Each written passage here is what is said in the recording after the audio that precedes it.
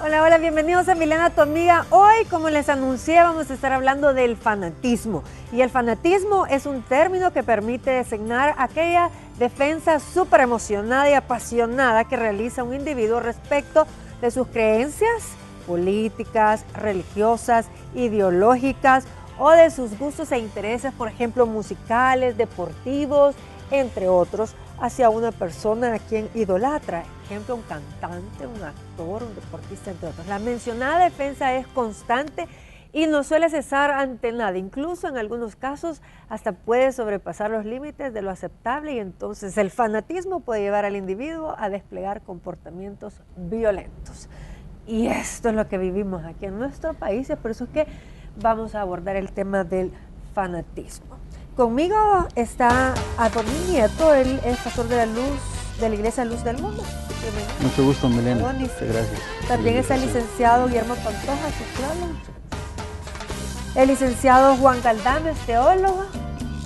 Y también don Raúl Beltrán Bonilla, él es comunicador. Bienvenido. Y bien, esto es en parte como el fanatismo es como una pasión desbordada hacia un tema, pero esto no es nada nuevo. Siempre ha existido el licenciado. Sí, de hecho la palabra cultura, si vemos la raíz de la palabra cultura es culto, el culto del pueblo. La cultura es lo que cree el pueblo, aquello que cree la masa, la gente. Y el ser fanático es una condición humana. Todos los seres humanos buscamos una construcción de identidad individual y colectiva. De identificarnos. Sí, sí, y el gran fanatismo colectivo se llama identidad nacional.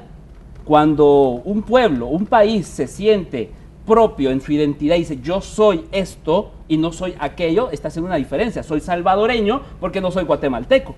En ese sentido construyo una identidad personal que la hemos visto en muchos países del mundo. Sí. Que esa identidad, ese fanatismo por la identidad nacional crea guerras. Y el país crea muchas enemistades. Sí, y el país más conocido por todas y todos, que es Estados Unidos, construye ese fanatismo hacia su propia identidad. Y ese es un fanatismo que no lo vemos mal. Nada más vemos el concepto de fanatismo de la parte negativa. Es decir, a lo que quiero llegar es que todas y todos somos fanáticos en algo. En algunos temas tú los mencionaste, la religión, la política, la ideología, la filosofía, el deporte, la música. En pocas palabras, toda actividad humana puede generar fanatismo. Así es. Bueno, y es un tipo de ceguera. Y esta ceguera produce realmente en el ser humano ese, como decía yo, apasionamiento que lleva a que el fanático se comporte en ocasiones de manera violenta e irracional. Y el fanático está convencido de que su idea es la mejor, entonces va y la defiende. Y usted decía, es lamentable, por ejemplo, lo que sucedió el día domingo en cuanto al deporte nacional. Sí, y como decía el licenciado, el problema de esta sociedad nuestra es que es una sociedad altamente enferma. Enferma de violencia, producto de la subcultura, producto de la identidad. Y lo vemos en el deporte, por ejemplo, que es una de mis ramas. Aquí aparece gente en la Eurocopa, lo que acaba de pasar en Europa, por ejemplo, unos eran portugueses. En la Copa Centenario, unos eran argentinos.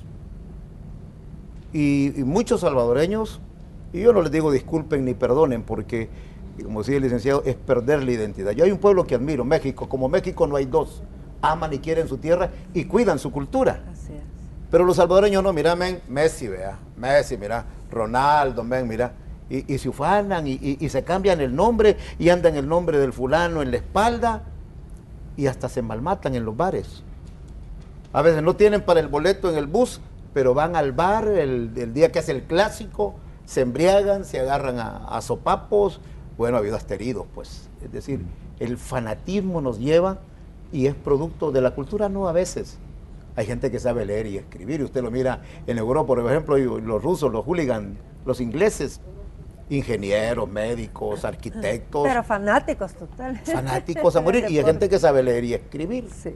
Pero es el conocimiento el que nos lleva a veces, la sinrazón, la que nos encuentra en el camino para desembocar toda la pasión. Y entonces, una de las cosas malas del fanatismo es que queremos invalidar el punto de vista del otro. Totalmente. Y peleamos porque el mío es el mejor. Y a veces hasta la fuerza le aplicamos. Queremos imponerlo. Sí. A la fuerza.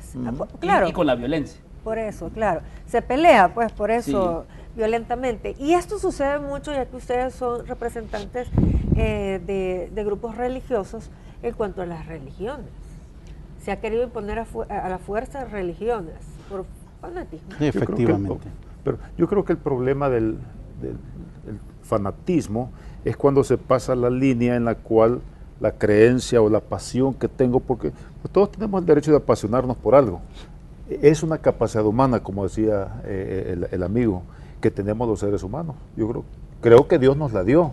Pero tal vez por causas personales. Pero es que hay una diferencia entre ser fan de algo y ser fanático, porque el fan puede admira, pero gobierna su razón, sus pensamientos. Pero el fanatismo, de hecho, la palabra fanatismo nace de la palabra fauna.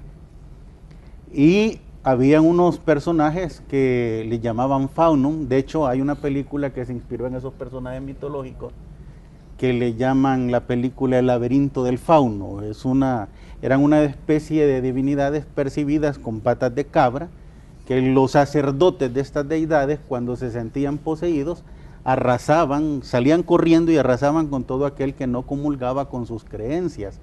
Es decir, de ahí viene la palabra fanatismo, que en otras palabras, el fanatismo es un acto animalesco del ser humano, porque pierde totalmente la razón, que es lo que nos diferencia de los seres humanos. Y además que también, si es pasional, a mí pues realmente me viene como a la cabeza eso que es totalmente irracional, es decir, las pasiones más bajas. Pero yo creo que a veces no es necesario llegar a una expresión casi como enervada, ¿verdad? Con los ojos desorbitados y el pelo revuelto para decir, este es un fanático. Porque, por ejemplo, una persona puede ser muy tranquila en el estadio, por ejemplo, y deja sin comer a su familia y para comprar todos los distintivos de su equipo para irse al estadio. Entonces, él pasó una línea, ¿verdad? En la cual debería de haber visto primariamente por las necesidades de su casa, de los útiles, de la comida, del pago de la luz, en su casa. Es un acto irracional. Y no para ir a apoyar al equipo de su preferencia. Entonces, ahí su pasión interna, aunque no se haya expresado de una forma, como repito, espectacular o enervada, ¿verdad? Violenta. Pero pasó una línea.